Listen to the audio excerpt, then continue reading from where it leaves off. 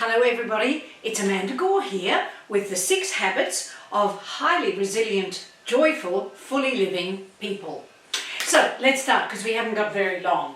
Now, the very first one is very simple. In fact, these are all very simple. It's just whether we choose to do them or not. So the very first one is every morning, wake up and say to yourself, today I choose joy, because it's a conscious choice. And you know, we are surrounded in a quantum field of fear and uncertainty and anxiety and terror and you name it, and all sorts of bad news with not a lot of good news and very little balance, if any.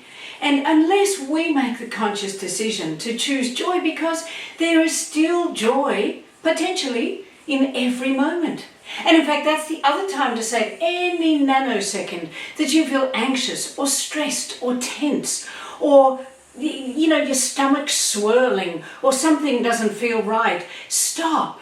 Take a big breath, because every time we get stressed, we stop breathing. Take a big breath, blow it out, take another big breath in, blow that out, and then say, this moment, I choose joy. I choose joy. And some of you might look at that and go, oh, well, that sounds stupid. That sounds too easy. But you know, we make life too complicated. It actually is that easy, if we constantly remind ourselves to do it, and we constantly remain conscious of what it is that we're telling ourselves about what's going on. And remember, in these times of uncertainty, and this brings us to point 2, and I have to change pens because we've got the 2 different modes. Point 2 is, even though we are surrounded by uncertainty, and we don't know when normal's going to come again. And you know, my job went. When you're a speaker and all of a sudden all the events are cancelled and all the venues are shut down and everything happens, I lost my job. And so I can completely relate to anybody who doesn't know what's going to happen. Those of you who are working, you don't know what it's going to look like. And people who aren't working and didn't have jobs before, they don't know what life's going to look like either. This is a massive time of uncertainty, and no human being likes feeling uncertainty. It's one of the best ways to destabilize human beings. But I've got great news. The one thing that you are always in control of, and remember, uncertainty affects us because we feel it takes away our control. We don't know what's going to happen in the future. We don't know what's going to happen tomorrow. We don't know what will happen for the rest of today. And there's nothing we can do about it. And that's what we tell ourselves. But it's genius, this. It's so simple, it's genius. And my mentor, David Martin, has really highlighted this for me. And in the last 4 years of my life, and I'm 66, so, you know, I'm not a spring chicken, but I am a spring chicken. I believe I'm a spring chicken. I've worked with him, and his website is davidmartin.world, or his YouTube channel is David Martin World. And he has taught me about the one thing that we can control. And it's about becoming conscious of this one thing. Because currently, we are unconsciously ruled by, you ready? By the stories we are telling ourselves. And those stories are a collection of repeated, you've got to work this out, T,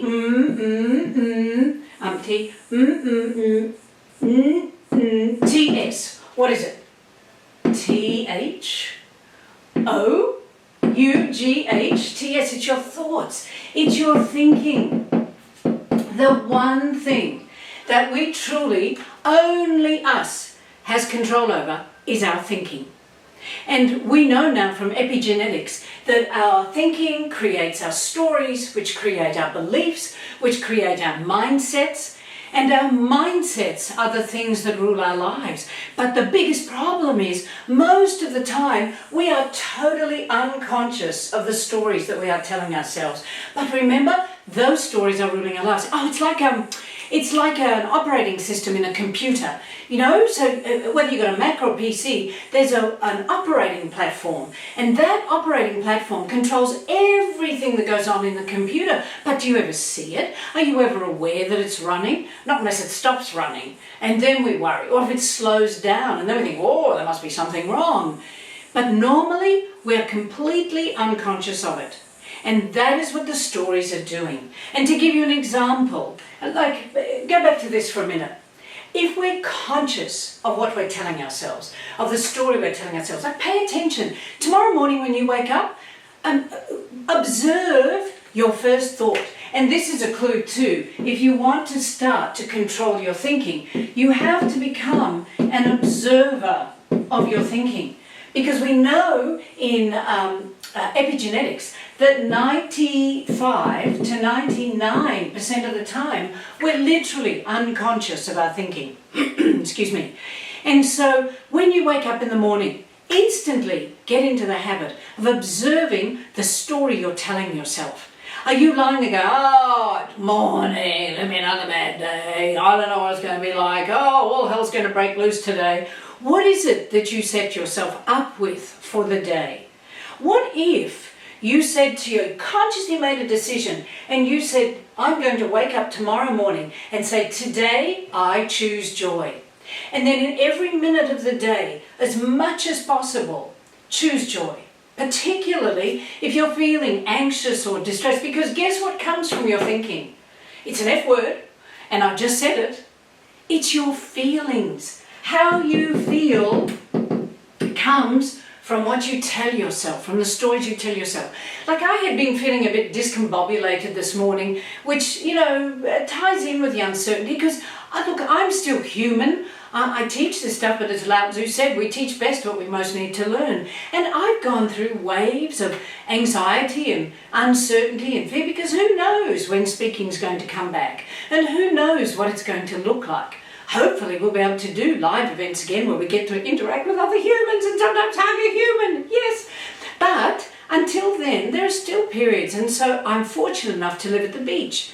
And normally I go to the beach most days, but I haven't been for the last 3 days. And I decided this morning that I would take myself to the beach and I would slow right down, which brings me to the third secret of highly resilient people. I would slow down, and as David says to me, slow down to sloth speed, which is not a particularly familiar speed for me in any way, shape or form, and to be present. Again, something I had not mastered in my 60 years till I met David, or even the 64th year of my life, but I've been working hard at it in the last 12 months and learning, in fact, what it's like to be present. See, when you're present, you're right here, right now. You're not worried about what's happened in the past.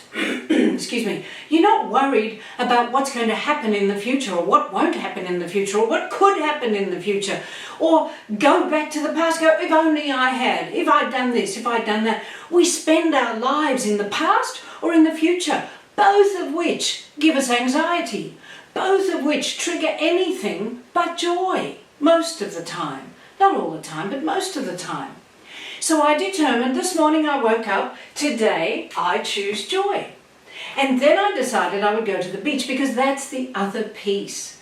When you become conscious and you start to observe your thinking, you can choose consciously to make decisions that enhance your life force, that enhance who you are. And that's my version of resilient. There's a lot of information around about being resilient that involves exercising, which is true, it's important. It involves getting enough sleep, 7 hours a night if you can, and good quality sleep. That's important too. It involves meditating or being mindful. These are all things that people know. So what I was trying to do is to come up with some ways that people are not quite so familiar with. They're very simple, but people are just not so familiar with them or not very conscious of them. So it's kind of like a simple formula. And if you create these as part of a ritual every day, they'll become habits. And instead of just being resilient, you will have unknown amounts of life force, And I know this because I fell in love just a short time ago, really, given the span of my life. And I've been in love with before, but this time it seems different. And what I noticed was that no matter what was going on around me, and it is since COVID started, no matter what was going on around me, when I had this sense of life force going through me, I could deal with anything. And these are the things that help build your life force. They make you feel alive. They make you feel like life's worth living. And it doesn't really matter. Because remember, most people have been in love at some stage. And if you've never been in love, think of a movie where people are in love. And you've all seen one of those. And you know, when you're in love, what really happens, this is digressing a little, but it's still important. When you're in love with someone else, the truth is, you've actually fallen in love with yourself. And one of our core fears is that we are not worth loving. And when we fall in love, we feel so fabulous because we actually start to believe we are good enough and we are worth loving. And remember what that's like. And whether it's in a movie or in your own life, nothing is a problem. You wake up, you've got energy and vitality, things happen, you go, oh well, you live much more in the present. You hardly ever go to the past, probably tip ahead to the future a bit, but it's joyful. And you don't even have to consciously decide to be joyful because you just are. But if we could at those times as well be conscious of what it is that we're telling ourselves, be conscious of the stories we're telling ourselves, we would start to be able to discern how we make ourselves feel good and joyful and loved and worthy of being loved and valued, and how we make ourselves feel like crap. And that's what's going on. You can boil almost everything down to this. And if you're very present in the moment, and if you slow down, you'll be much more conscious of how you're feeling. And that was the other thing I had to learn. I know I'm going to sound like a complete moron, but I managed to go through the vast bulk of my life without really feeling or acknowledging the feelings that I had. And to slow down, and to slow my mind down, and to become very present. And when I went to the beach, I walked slowly, and I looked around me, and I appreciated nature. I appreciated the waves. I looked at birds. I watched small children playing and the joy in their faces. I felt the water on my feet. I felt the sand under my feet. I felt the cool of the water, and then I went for a swim, which I always love to do. It's summer here, by the way. And so, even in winter I go swimming there, because I live in Queensland, which is paradise, and the water's pretty much always warm. And so, that grounding that we get, which brings me to the next one. 4 is ground yourself. See, hardly anybody talks about this. That means sells yourself. Anybody who's very visual, this will be very messy for you. Keep breathing. Remember, breathing is important. Oh, maybe I'll put that in the be present one, because when you're being present, you'll be more aware of your breath. And make sure to take 2 big breaths in and then all the way out, blow the air out. But back to grounding yourself. So hardly anybody talks about this, but you think, how often do you take your shoes off and walk on the ground? How often do you walk around the house barefoot?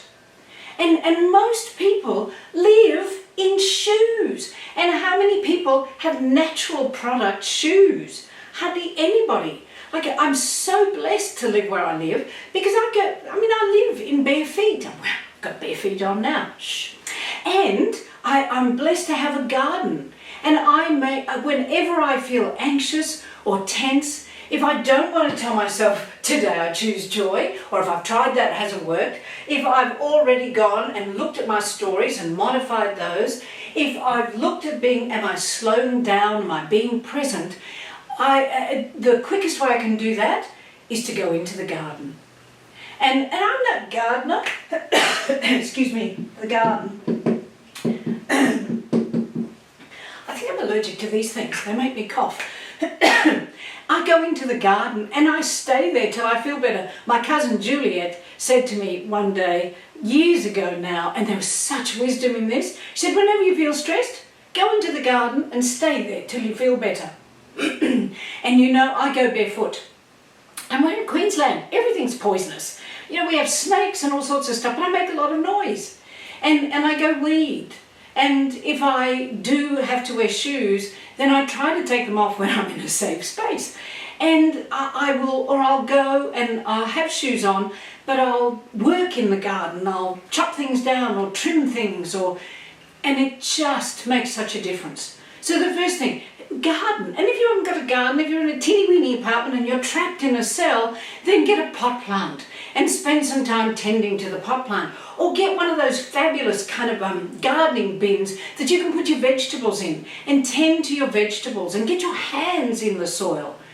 And if you live in an apartment or you're in a house, if you have wood on the floor or you have earth tiles, you know, like all tiles have got earthy things in them, go barefoot on those tiles. But where you can, it's best to go outside somewhere where you can put your feet on the ground. And I don't know, there are going to be people who'll say I'm a bit cosmic, but go stand next to a tree. Put your hand on the tree. You don't have to hug the tree. I quite like hugging trees. And I'm not, you know, some kind of psycho space cadet. But every so often, there's a lovely looking tree and I casually lean up against it and make sure that my hands are on it so nobody thinks, oh, there's a tree hugger. But there's nothing wrong with hugging trees. Notice if you're judging that. Because judgment is not going to bring you joy. If you observe your thinking, you'll observe how often you're judging, and mostly it's yourself. And if you're a very heavy-duty judger of other people, that means you're probably a pretty heavy-duty judger of yourself. And so ground yourself. And if you're really trapped, there's no ground anywhere near you, there's no park, there's no nothing, then you can actually go online and there are places where you can buy earthing sheets and earthing mats. I have them, even though I'm outside every day pretty well and I'm barefoot all the time, except in winter. But pretty much I'm barefoot in winter too. I've got an earthing sheet on my bed and I have earthing mats in my car. And I have one under my feet in my office. And my office has tiles on the floor and I'm usually barefoot on it anyway. So never underestimate the power of grounding yourself and the power of being barefoot or spending time in nature or smelling flowers or cutting, trimming hedges or weeding. I mean, I've never appreciated weeds so much in my life. Before COVID, BC, I used to think weeds were the greatest arch enemy on earth. Now I quite like my weeds. They give me a tremendous reason to go out into the garden and I can stay there for hours and hours and hours and there's still more weeds for me to pull out. And I always feel better after I've been in the garden. So, what's the next one? Number 5 is to stay connected. Now, what I've observed too, and what my experience has been, is that, you know, I've been through 9/11, and of course that had a dramatic impact on speaking and everything else as well, and the global financial crisis, and, you know, my age, I've been through a number of things, going bankrupt, to a bankruptcy trustee, those sorts of things, and yet COVID, those experiences connected people. It pulled people together into a sense of community. The bushfires, the terrible bushfires that happened in Australia and are happening in California now, it's pulling people together. Communities come together. Countries reach out to support each other. But what's happened with COVID? It's kind of like a bra, lift and separate, you know? But it hasn't lifted anybody up. It's squished them down and separated and isolated everybody. And the quickest way to destroy the human spirit is to separate people, to isolate them, to make them feel lonely and disconnected. I have my mum died many years ago now, but I have a surrogate mum who's 94 and she's in a nursing home. She only went in March, January, February. And so I talked to her the other night. She's a remarkable woman. She's astonishing. She's as sharp as a tack in her brain. Her body's failing a bit, but she was doing brilliantly well before she was isolated in the box that she now lives in, her room. She saw her daughter and son-in-law for the first time in 6 months this week. And it's in the last month, as she talks to me, that she has started to say how isolated and lonely she's feeling. And that is like a death knell We can't do that to humans. So understand, first of all, you need to connect with your heart and start to feel if you haven't been feeling much.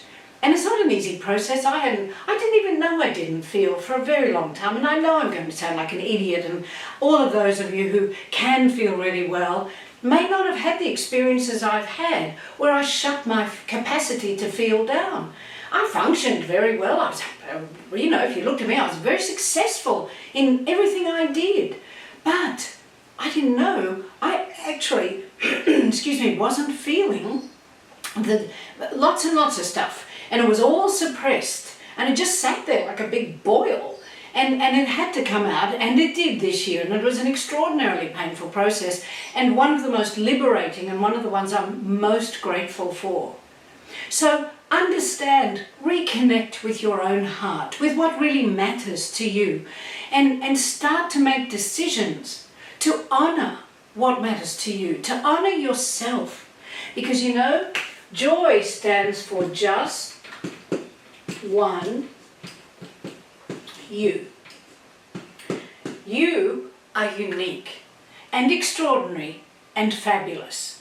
And if, as I said that, you had a little voice story going on in your head saying, "You're not fabulous, you suck," then that's a story you've got to get rid of, because it's not true. You are an astonishing being. The moment you were born, there was a unique energy. When the egg is fertilized by the sperm, at that moment on electron microscopy, we can see a flash of light. And it isn't a flash of light that goes out. It's a flash of light that comes in, and that's you. That's your essence. That's the unique energy that you bring as a gift to the world. And one of the first steps, if you don't see that in yourself, is to start to work out what really matters to you, and then honor it and weave it into your life and start to make more of those things that matter, more important parts of your life. And that's one of the ways you can connect to your heart. And when you're connected to your heart, your resilience is through the roof. And then the other way to shoot your resilience into the stratosphere is to stay connected to other people's hearts. We're humans. We're not meant to be isolated creatures. That's why we live in villages and tribes, and that's why it takes a village to raise a child. And when you have a premature baby, early on, they used to shove them into humidity cribs and let them be in there on their own. And what we've discovered is that, babies need touch. They need connection. They need communication via touch. They need that heart-to-heart sensing. And so with preemie babies now, they've really encouraged the parents to touch the baby, to massage them, to make sure they're connected to them. We're humans. We are all connected anyway. If you look at quantum physics, we're not separate entities. You are never, never, never, never separate. Never. We are giant bioelectric currents. A human body is a giant bioelectric current. And every electric current, whether it's a bioelectric current, meaning it's a biological one, or it's an electric current, like a manufactured one, they all produce a magnetic field. And quantum physics has shown us, and there's also an organisation called heartmath.org. You can have a look at them. They have great research. And they've shown us that the heart generates an electric current about 60 times more powerful than any other organ in the body, because every organ in your body generates its own electric current. Surprise! And some of you will know it, of course. And the heart, its magnetic field that comes from the electric current, extends 6 feet from your body. And anyone within that 6 feet sphere of you, they are affected and influenced by the field of your heart. And it breaks my heart to hear the social distancing rule. Now, I'm not saying go up and hug somebody who's sniffling or infected, but you be more than 6 feet away from someone and you can't feel their heart. Not so well. And that heart-to-heart connection is absolutely critical. So reach out and touch people. Touch them emotionally. Touch them with your hands that are washed at this point. But, be sensible and don't be paranoid. Because if you do all that, you give in to the fear. And we are all living in this giant field of fear. Stop. Be informed. Don't be fearful. Be informed. Take responsibility for yourself. Which brings me to the 6th habit of highly resilient people who are joyful and fully living. And it's a really good little kind of sequence of things. And the first is to wake up. And it kind of summarizes everything I've said so far, really. But it adds a little extra to it. So wake up. Most of us are walking around in a daze. We're in an unconscious haze. We've got the system operating in the background. We have no clue it's operating. We don't know if the system's running slow, running fast, it's corrupted in some way. Most of the time it is. We're living in this field that's also influencing our operating system. So first of all, we have to wake up, like shake yourself by the shoulders. Use this little video as a shaking of your shoulders to wake up and realize you do have control. No matter what's going on around you. Like if you look at the bell curve, even if you don't look at the bell curve, just look at society. No matter what's going on, there are always some people who do really well. There is always a huge number of people who are average. So some fully live, some are just existing, and some are the walking dead. These are the ones who suck down here. These are the ones who tell themselves they're victims and they blame everything else and they take no responsibility for themselves. And they never, never show up. Actually, that's the third one. The second one, I've got to squeeze it in here, so forgive me for doing this. I mentioned it before, but I didn't say these words. Grow up. See, keep breathing, it's messy, I know. So wake up and then grow up. Because if we don't stay down here in the victim blame mode and we take responsibility for ourselves and responsibility for what's happening for us, we move up the curve, we get to the successful, fully living end. And all of these are examples of waking up and growing up. You know, we don't teach children emotional regulation. And that means that as adults, very few of us have emotional regulation. We talk about emotional intelligence and how important it is for leadership and life and relationships, and it is. And it consists of 3 core things: know yourself, manage yourself, and manage relationships. And managing yourself is all about emotional regulation. And everything I have given you so far are the skills of emotional regulation, are the tools of emotional regulation. And that's what resilience is. You know, think about it. Resilience is bouncing back.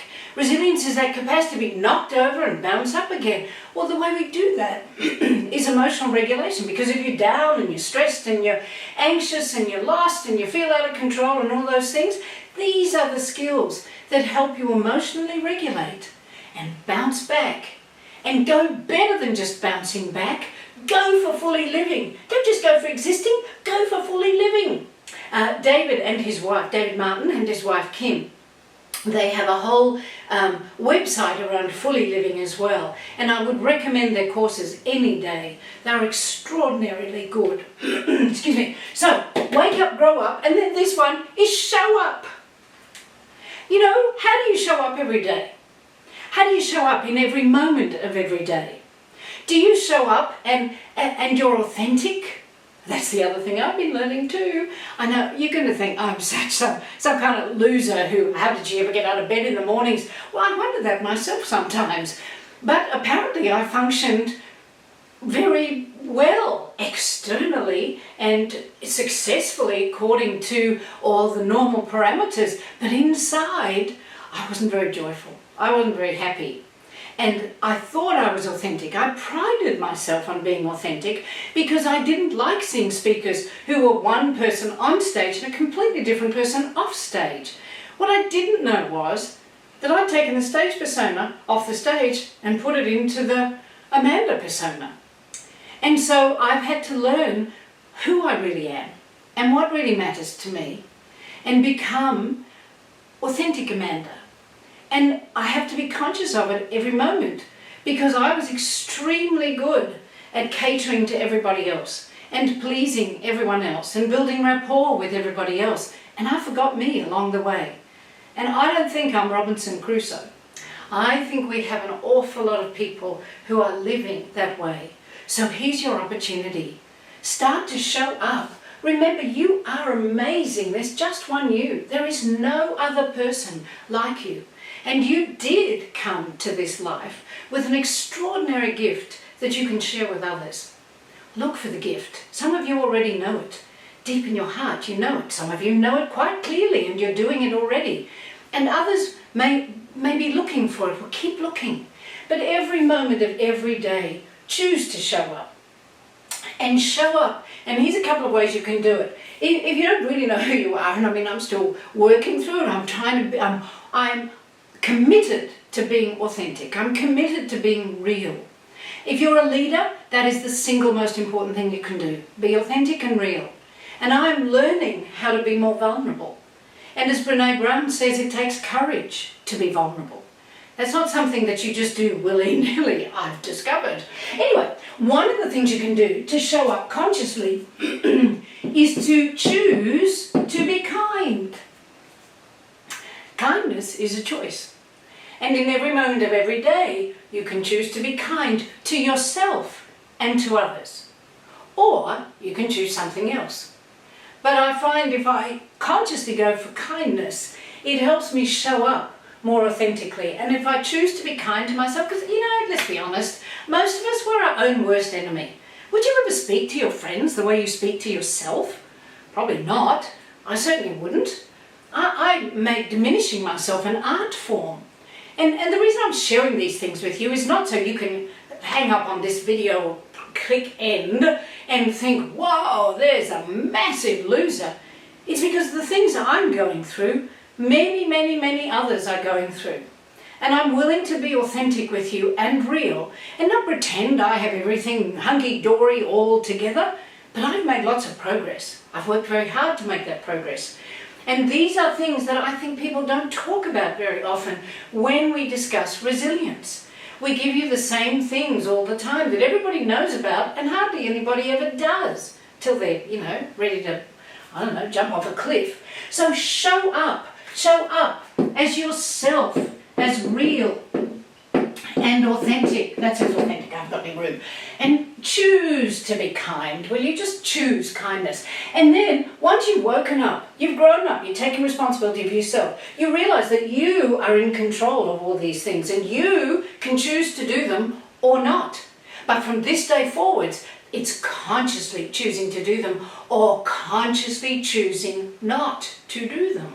Because you cannot not know this now, because you have heard it.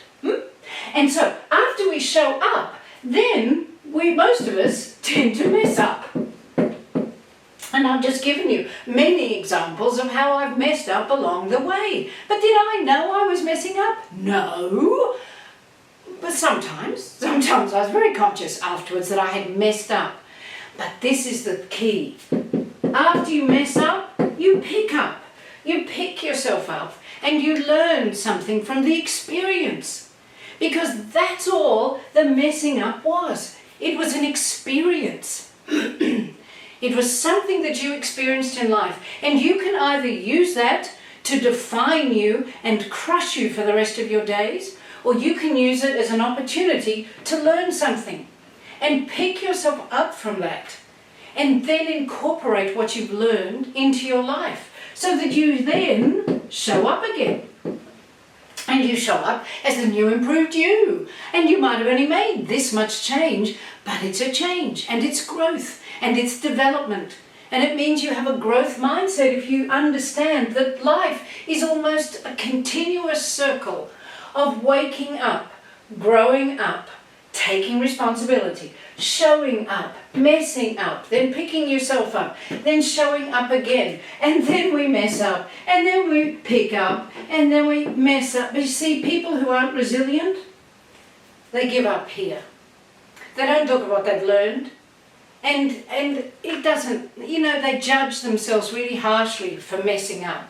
We're humans. That's life. This is like a life cycle for human beings. And the finish for all of this, the thing that reframes everything. And if you remember nothing else from this whole 20 minutes we've had, remember this.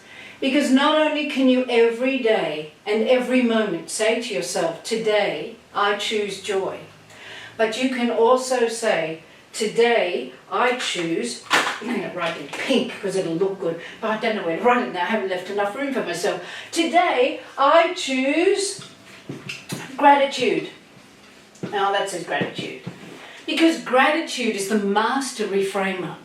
We know that gratitude is more, if you write in a gratitude journal, 3 things every night, 3 things for which you're grateful, we know that it's more effective than Prozac and exercise combined. If you consciously choose to wrap everything that you do in gratitude, if you choose kindness, and you choose gratitude, and you choose love, and this becomes the matrix in which you do all these activities. If you consciously choose to find things for which to be grateful in your life, if you consciously choose to find something for which to be grateful in every single person you meet, everyone, and everything that happens to you, your life will totally transform and your resilience will go through the roof. Because people who are not resilient almost never look at gratitude. It's impossible to have a heart full of misery and a heart full of gratitude at the same time. And resilient people become consumed by their fear, by their misery, by their sadness, by their frustration, by all those sorts of things. So stop. Stop with all of those. Instead, consciously say, today I choose joy. This minute I choose joy. Or this minute I choose gratitude. I will look for something for which to be grateful in what's going on right now. And if you cannot find it in that particular moment, stop an hour later and ask yourself again, what is it that I can be grateful for right now? And then choose to observe your thinking and control your thoughts, because no one else can really control your thoughts. They can try, but you've got to buy into the field of fear. Only you can choose to not be consumed by fear. And then slow down, be present. It will help you in so many ways. And it's not necessarily easy to do. Some people are great at being present. And I admire them and I want to model them and I ask them how they do it so I can keep learning. Because that's one of the core things too that helps with resilience. And then ground yourself. That's not hard. It's like bare feet. Go into the garden. Stay there. Go swimming. Do something in nature. Go for a bushwalk. Maybe don't take your shoes off while you're bushwalking, but when you stop, take your shoes off. Sit them on the ground where there are no deadly ants or anything. And then stay connected to your own heart and to other people's hearts. And ask them, how are they feeling? You know, are you okay day? Mental Health Week. We know mental health is going nuts in COVID because people are isolated, they're lonely, they're not focusing on gratitude, they're trapped in fear, they're not aware of the stories they're telling themselves, they're not aware that they can consciously choose joy. Everybody knows they can control their thinking, but until someone goes ding ding knock knock knock, guess what? We don't think about it. And then remember your cycle. Wake up, grow up, show up, mess up. Is that the next one? Yes, mess up. Pick up, show up, pick up, show up, pick up, and keep going and wrap it all in gratitude, kindness, and love. And so with enormous gratitude to you, I'll just quickly, well, I've pretty much summed them up, haven't I? So I'll just quickly say I'm deeply grateful to you for watching. And I would love if you want to Facebook me, or I don't know, there's 475 billion ways you can connect with people these days. Let me know if you come up with any other ideas that help with resilience or if these helped you. And on my website, amandagore.com/secret, there's a whole lot of resources you can use. There are videos that if you watch, it literally excuse me, changes the way stress affects your body. They're videos from a professor called Alia Crum from Yale University, and she very kindly gave me permission to put them up there. There are little posters that you can print out. There are things about gratitude. There are ways that you can have gratitude glasses and choose to wear your gratitude glasses all the time. And these might look silly, but they're very effective. Humans remember symbols. This is a way you can teach children about gratitude. Every night, around your dinner table, ask everybody, what's the thing you're most grateful for that happened today? That's the way you teach children gratitude, not shouting at them, say thank you to your brother. So get some gratitude glasses and find yourself a joy buddy. Yes, look, see? Joy buddies. Get a human joy buddy, connect with them, and stay connected. And yet people look at me and they laugh. They go, oh, she's so stupid. Ah, joy buddies, ha, ha, ha. Are you kidding? A joy buddy is the best resilience buddy you could have. The best accountability buddy. So if you're watching this with your family or a colleague, go through this again. Ask them, will you be my joy buddy? And if you don't have one of these cute little yellow finger puppets, then all you have to do is draw a smile with 2 dots on your own finger. And preferably you get another human who's a joy buddy. But if you're not with that human all the time, you've got your own personal joy buddy there all the time, your resilience buddy. And you can look at it and go, now you're all thinking I'm insane, but this really works, trust me. And go, today you said you choose joy, so choose joy. Make your joy buddy your resilience buddy. And go forth and choose wisely. Choose to do all these things that cost nothing. They're actually pretty simple to do. Sometimes they take a little bit of effort, but it's so worth it. So enjoy, and thanks for watching. And